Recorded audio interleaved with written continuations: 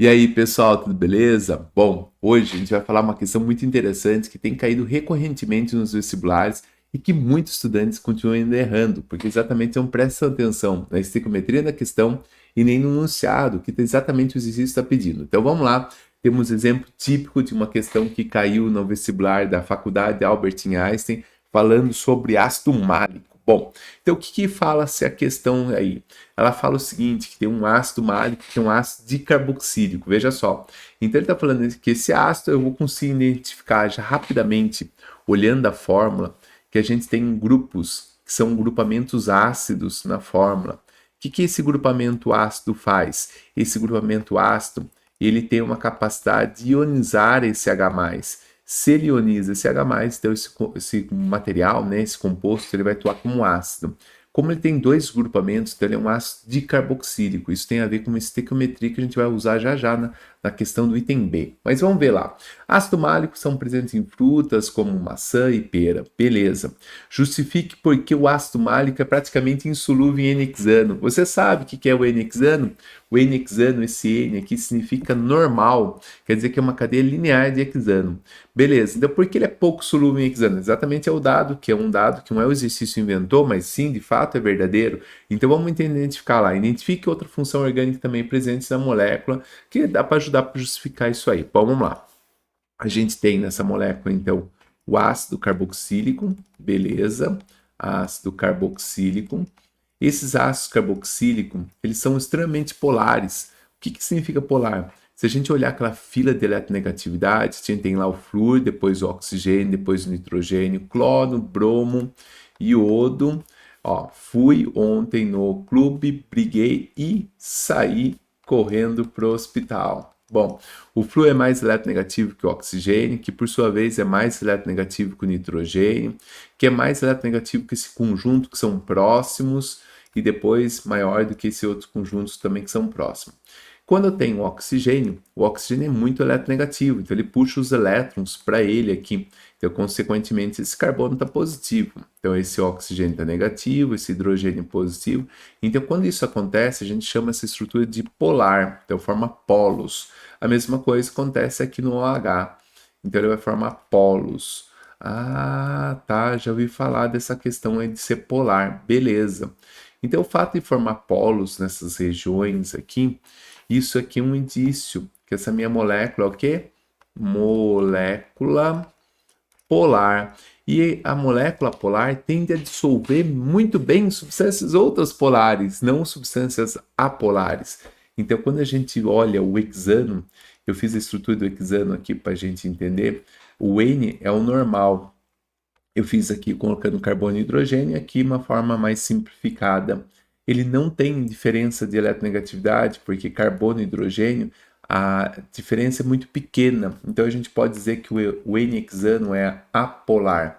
Então o fato de ser apolar, ele não vai dissolver muito bem no ácido málico, que é bem polar. A outra função orgânica presente, que seria essa aqui, é o álcool.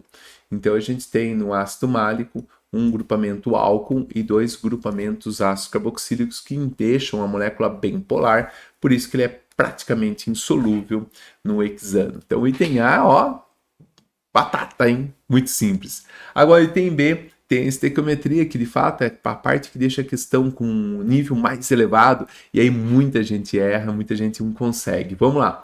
Utilizando formas estruturais, escreva a equação química que representa a reação neutralização total do ácido málico com hidróxido de sódio. Como a gente viu, esses OHs aqui, esses Hs, reagem com o meio básico. Então, se eu colocar hidróxido de sódio, o hidróxido de sódio vai liberar Na+, e o OH-. Aqui vai liberar H+. Cada um desses H+, então, vai se reagir com um OH-, que vai dar geração, então, da água, que é H+, OH-. Como são dois H+, vou precisar de dois hidróxido de sódio. Então, por isso vai gerar duas moléculas de água. E aí, ao oxigênio que está com a carga negativa, vai ficar o cátion sódio. Então, aqui eu tenho a formação de um sal orgânico. Por isso que tem essa terminação ONA, O metal, nos dois lados aqui. Beleza, então está a reação neutralizada. O que indica essa reação? Que um mol desse composto precisa de 2 mols de hidróxido sódico, vai formar 1 mol do sal e 2 mols de água. Isso é a estequiometria da reação. Bom, e aí começa a questão, fica super bacana nessa parte aí, ó. Bom, pelo menos eu gosto, né? Então vamos lá. Ele fala assim: calcule a quantidade em mols de hidroxódio, né? Ele quer saber nem a massa, que é em mol de hidroxódio, necessária para neutralizar totalmente 100 ml uma solução aquosa saturada. O que é uma solução aquosa saturada? Aqui é o seguinte, é o quanto que o máximo dissolveu do nosso composto. Aqui, olhando aqui no dado, ele fala que a solubilidade em água é 592 gramas por litro. Então, 592 gramas consigo dissolver em 1 litro, ou seja, 1000 ml de água. Como o exercício fala só 100 ml, 100 ml então dissolve quanto? 59,2 gramas. Ah, sim, simplesmente uma regra de 3, sim. Então, 59,2 gramas é o máximo que dissolve. Beleza. Mas eu quero saber mol, né? Então, como que eu faço? O exercício já me deu aqui, ó. Massa molar, 134 gramas por mol, ou seja, 134 gramas eu tenho 1 mol. Então, 59,2 eu tenho quanto mols? 0,441 mol de ácido málico. E aí, como que eu descubro a quantidade que eu vou precisar do hidróxido de sódio? Bom, se eu sei que 1 mol de hidróxido de ácido málico tem esse valor, 0,441 mol, então 2 mols vai ser o dobro. Então, eu posso fazer assim, ó. 1 mol é 0,441 mol de ácido málico. Do ácido, 2 mols, né, que eu vou precisar do hidroxódio, é o dobro, 882 mols, então, no caso do hidróxido de sódio. Bom, nossa, questão simples, né? Simples para você que está entendendo o que é estequiometria, que está fazendo as minhas aulas aí. Bom, espero que você tenha gostado do vídeo, uma questão simples, mas exatamente intuitiva para mostrar a importância de ter um balanceamento adequado. O cálculo estequiométrico ajuda muito. Bom, se caso tenha gostado, não esqueça de curtir o vídeo e compartilhe esse vídeo aí com todos os seus amigos aí. Não deixe de se inscrever no canal também. Abraço, até mais, tchau, tchau.